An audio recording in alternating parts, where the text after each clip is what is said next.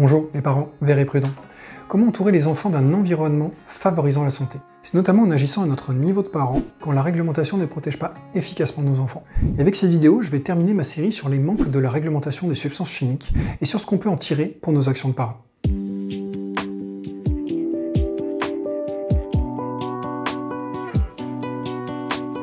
Bonjour à tous et bienvenue dans cette nouvelle vidéo. Je suis Guillaume et sur cette chaîne je partage des conseils et des astuces pour vous aider à entourer les enfants d'environnements plus sains, avec moins de pollution et plus de nature.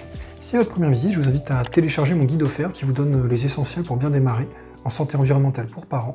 Le lien est dans la description. Aujourd'hui donc, je vais terminer ma série de vidéos thématiques portant sur la réglementation des substances chimiques. Comme j'habite en France, je parle toujours plus particulièrement de la réglementation de l'Union européenne. Mais comme cette réglementation est généralement considérée comme la plus protectrice au monde, les manques dont je vais parler devraient concerner à peu près tout le monde. Dans cette vidéo, j'aimerais tout d'abord faire le bilan des différentes limites que nous avons vues dans les vidéos précédentes. D'abord, on connaît assez peu les expositions réelles de la population générale pour la plupart des substances. Ensuite, les tests de toxicité réglementaires sont assez limités. Par exemple, ils ne tiennent généralement pas compte des effets des mélanges, alors que nous sommes exposés quotidiennement à des centaines ou à des milliers de substances. En plus, ces tests couvrent mal les faibles doses, les périodes de vulnérabilité du développement des enfants et les effets décalés dans le temps. Et puis, ils ne tiennent pas compte de nombreux modes de toxicité, pourtant connus et préoccupants. Par exemple, certains mécanismes de cancérogénèse, les modifications épigénétiques, certaines voies de perturbation du système hormonal, etc. Et en parallèle, il y a un autre problème, c'est que ces tests très imparfaits, leur potentielle évolution demande plusieurs années, typiquement entre 7 et 20 ans. Je crois qu'on peut voir chacune de ces limites comme autant de sources de fortes incertitudes. Et il me semble qu'elles ne sont pas près de disparaître, car certaines ne sont pas dues à des études qui seraient pas assez bien conduites, mais plutôt à la complexité de la démonstration à faire et à la mutation en cours d'une discipline, la toxicologie réglementaire. Et ainsi, selon Robert Barouki, il ne faut pas se bercer d'illusions. Nous allons devoir longtemps apprécier la toxicité des contaminants avec un certain niveau de doute. Par ailleurs, même avec toutes leurs limites, ces outils de connaissance sont de toute façon appliqués à relativement peu de substances. Par exemple, selon l'Agence européenne pour l'environnement, avec environ 100 000 substances de synthèse sur le marché européen, on n'en connaît bien qu'environ 500, soit environ 0,5%. Donc le sommet de l'iceberg, voire même plutôt l'extrémité du sommet. Et d'ailleurs, le titre de ce graphique est assez parlant, le territoire inconnu du risque chimique.